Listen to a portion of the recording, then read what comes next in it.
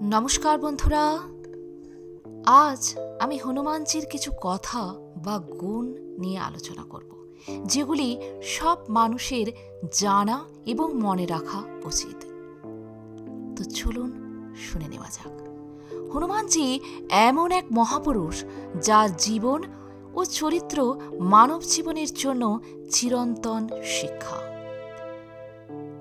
Number 1, ভক্তি ও নিঃস্বার্থতা। হনুমানজি নিজের জন্য কিছু চাননি, তার প্রতিটি কাজ ছিল শ্রীরামের জন্য। তিনি আমাদের শেখান প্রকৃত ভক্তি মানে অহংকারহীন সেবা।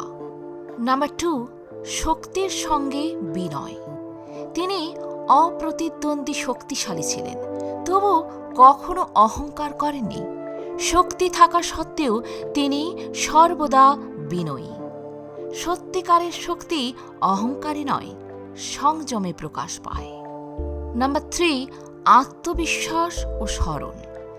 লঙ্কা যাওয়ার আগে জাবুমান তাকে নিজের শক্তির কথা স্মরণ করিয়ে দিয়েছিলেন।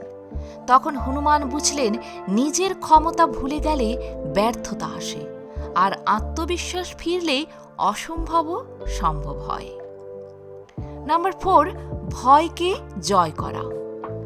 লঙ্কা, সমুদ্র, রাবণের রাজ্য কিছুই তাকে থামাতে পারেনি।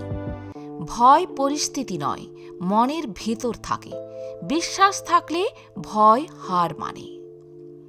নাম্বার 5, বুদ্ধি ও কৌশল। হনুমান শুধু বলশালী নন, অত্যন্ত বুদ্ধিমান। লঙ্কায় গিয়ে তিনি আগে পরিস্থিতি বোঝেন, তারপর কাজ করেন। শক্তির আগে বুদ্ধির ব্যবহার করা, এটাই প্রকৃত বীরত্ব। নাম্বার 6, সংকটে দায়িত্ববোধ। লক্ষণ মূর্ছিত হলে তিনি প্রশ্ন করেননি, আমি পারব তো? তিনি কাজ করেছেন, পুরো পর্বত তুলে এনেছেন। দায়িত্ব এলে অজুহাত নয়, সমাধান দরকার। নাম্বার 7, ব্রহ্মচর্য ও সংযম। হনুমানজি কাম, লোভ, অহংকার সব কিছুর ঊর্ধ্বে।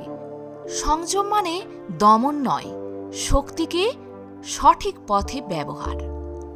নাম্বার 8, সকলের প্রতি সম্মান। তিনি বানর, মানুষ, দেবতা সবার সঙ্গে সমান আচরণ করেছেন। মর্যাদা জন্মে নয়, আচরণে। নাম্বার 9, জীবনের লক্ষ্য স্পষ্ট রাখা। হনুমানের জীবনের একটাই লক্ষ্য, রামের কাজ সম্পন্ন করা। লক্ষ্য স্পষ্ট হলে জীবন এলোমেলো হয় না। নাম্বার 10, আত্মপরিচয়ের বাণী। সবচেয়ে গুরুত্বপূর্ণ। হনুমানজি বলেছেন, শরীরের দৃষ্টিতে আমি রামের দাস, আত্মার দৃষ্টিতে আমি রামের অংশ, তত্ত্বের দৃষ্টিতে আমি রাম স্বয়ং। এটি জীবনের গভীরতম শিক্ষা, দাসত্ব, আত্মিক ঐক্য ও পরম সত্য। উপসংহারে এটিই বলা যায়, হনুমানজি শুধু পুজোর দেবতা নন, তিনি আদর্শ মানুষ। ভক্তি, শক্তি, বুদ্ধি, সাহস, সংযম ও নিঃস্বার্থ সেবার এমন সমন্বয় বিরল। যে হনুমানের মতো হতে চায় সে কখনো দুর্বল হয় না। যে হনুমানের শিক্ষা মানে তার জীবন পথভ্রষ্ট হয় না। জয় শ্রীরাম, জয় বজরংবলীর জয়। আজ এ পর্যন্তই। ভালো থাকবেন, সুস্থ থাকবেন। যদি ভিডিওটি ভালো লাগে একটা লাইক অবশ্যই করবেন। আর আপনি যদি নতুন এসে থাকেন আমার চ্যানেলটিকে সাবস্ক্রাইব করে বেল আইকনটি প্রেস করতে ভুলবেন না, সবার আগে আমার ভিডিওটি বেলা 11টায় আপনার কাছে পৌঁছে যাওয়ার জন্য। ধন্যবাদ।